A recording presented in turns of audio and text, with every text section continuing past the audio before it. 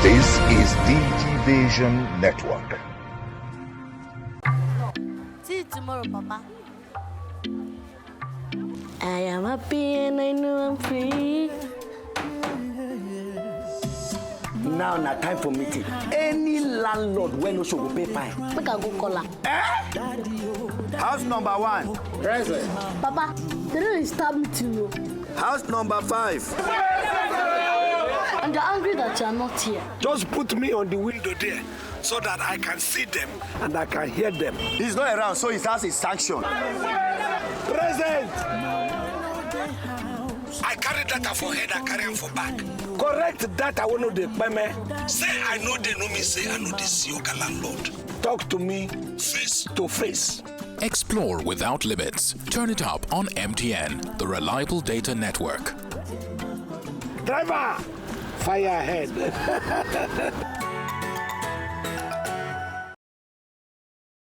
In line with the strategic importance of addressing the needs of telecoms and information and communication technology (ICT), stakeholders and consumers in the era of coronavirus and post-COVID-19 pandemic digital economy period in Nigeria, the federal government has assured that it will continue to protect the interests of all the stakeholders in the sector of the economy. Dr. Isa Ali Ibrahim Pantami, Honorable Minister of Communications and Digital Economy, stated this at a virtual forum with the theme, Meeting the Interests of Government, Consumers and Telecom and ICT Companies in the era of COVID-19 and post-COVID-19 pandemic for digital economy development, organized by the Association of Telecommunications Companies of Nigeria, ATCON. Pantami emphasized the importance of this with a view to achieving the new broadband target of 70% penetration in the country. I led a team of my colleagues to meet the leadership of Nigeria Governors Forum to address one, the issue of right-of-way charges. Secondly, multiple taxation. We had a very productive meeting and we met the leadership of Nigeria Governors Forum through their chairman, my good friend, the governor of Ekiti State, Dr. Kayode Fayemi. We had a very productive meeting with them where we discussed the benefits of broadband penetration in their various states. It's just beyond tax. When there is broadband penetration, it will automatically improve the economy of your indigenes or our citizens. They used to spend almost 70% of their investment through right-of-way. So with that intervention, I believe it will go a long way in bringing down the cost of broadband penetration in the country, which I think is very important. He says almost 70%.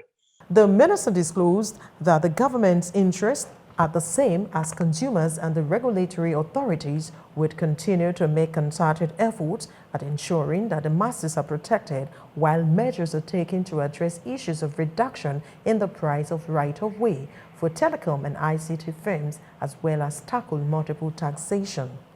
The NIDA Director General Malam Kashifu Inoa Abdullahi, in his remarks, maintained that ICT will play a major role in the global effort at returning to the new normal, adding that COVID-19 has triggered an unprecedented paradigm shift in the way of life, and only ICT sector can accelerate the development of digital economy. The issue of the right-of-way has been widely addressed, and the telco infrastructure has been categorized as critical national infrastructure. Broadband is just one of the many policies we are implementing at the Ministry of Communications and Digital Economy under the leadership of the Honorable Minister of Communications and Digital Economy, Dr. Isa Ali Ibrahim Pantami, to develop the digital economy. At NIDA, we focus on other initiatives that provide the skeleton and flesh of the digital economy. As you know, the broadband provides the backbone infrastructure for the digital economy to thrive. The NIDA DG said new trends have stimulated a surge in demand for digital services and are putting tremendous pressure on the existing ICT and telco infrastructure. Therefore, there is need for government intervention and regulatory instrument to help the sector deliver better services and value. The new trends have stimulated a surge in demand for digital services, and it is putting tremendous pressure on the existing ICT and telco infrastructure.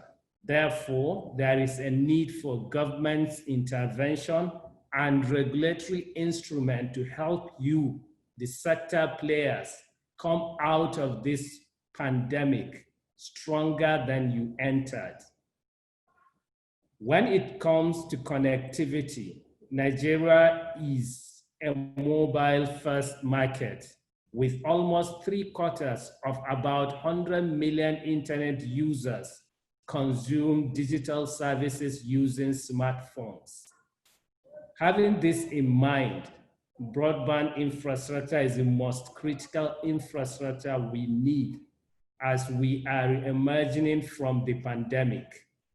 Professor Umaru Dambata, Executive Vice Chairman, CEO of the Nigerian Communications Commission, NCC, in his presentation disclosed that the Commission has been trying to solve the challenges confronting the members of ATCON and the industry in general. Dambata said the process was on to review Infraco framework on underutilization of submarine broadband. We are trying to put measures in place to ensure we optimally utilize the capacity at the landing point of submarine cables in order to drive broadband penetration in the country to meet, among many others, the interest of government. In the area of quality of service, which the Honorable Minister and delighted has mentioned, we have monthly engagement with operators on quality of service.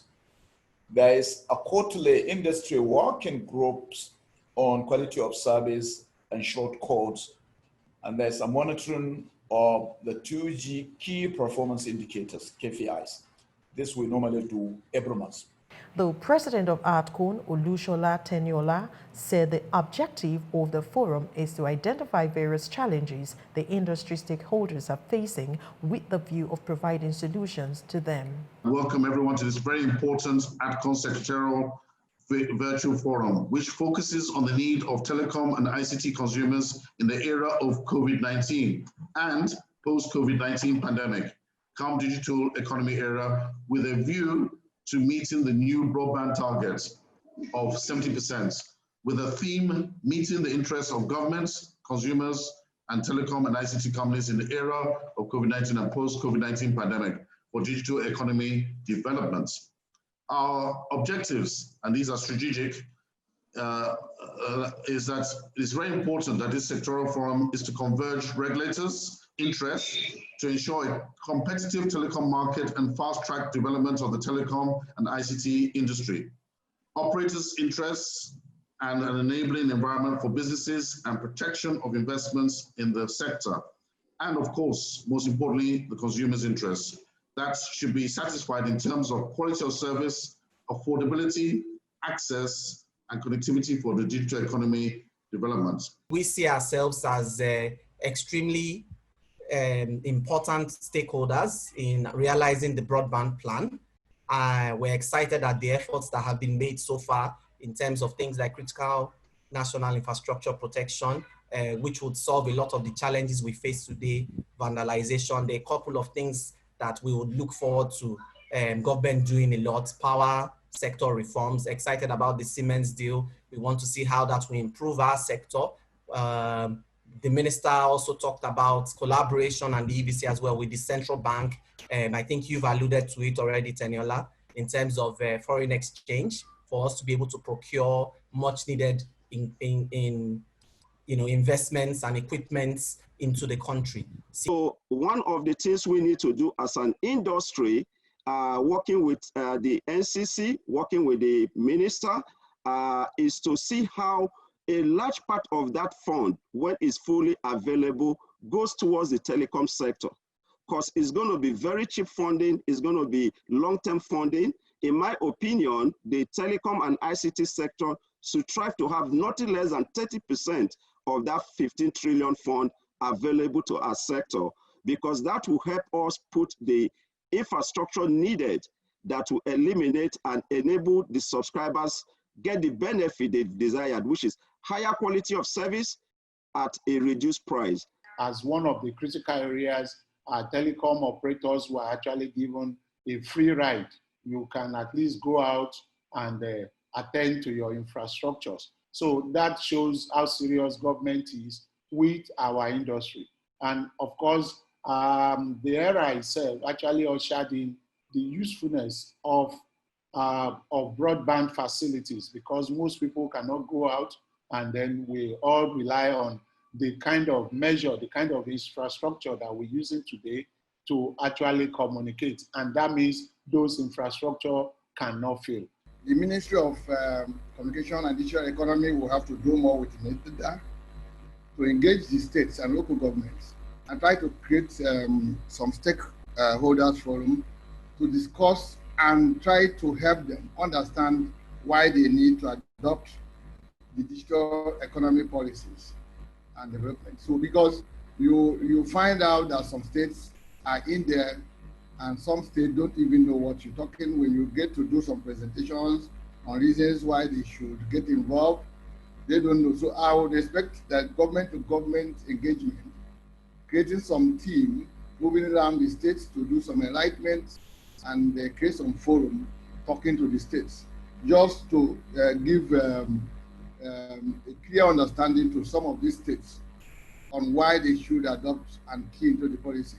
That will help to reduce all the friction we have on the right-of-way issues and others. I'm an optimist that this is now our opportunity to drive even further in contribution to GDP from 14% directly to 20%. And although oil, 80% or so of GDP contributes, impacts about 60% of the economy, which is what the Bureau of Statistics says. I actually think that our industry affects at least 90% of the economy. A lot of businesses are beginning to understand the importance of getting more digital and getting online. And what that means automatically is that more businesses are creating content on the web. And so naturally what that means that there's going to be much more consumption of data.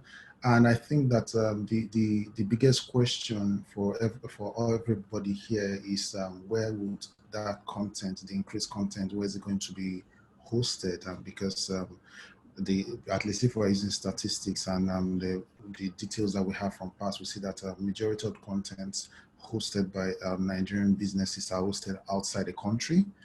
And so what that means is, of course, even when people are browsing those contents, there's going to be a lot of transfer of data across the sea. And I think that one of the things that will be really great is if we get to that point where we can get Nigerian businesses hosting their content locally, using local TLDs to help boost the economy and also help boost local infrastructure providers as well.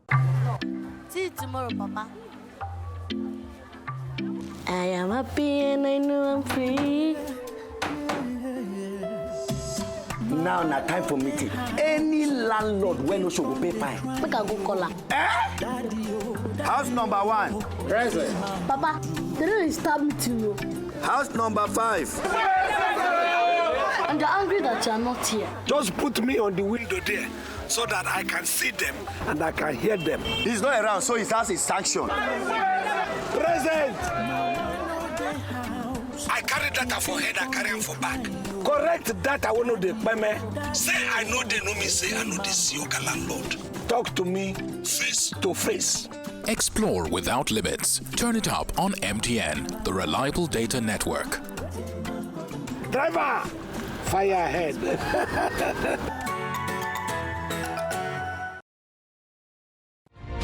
This is Digivation Network.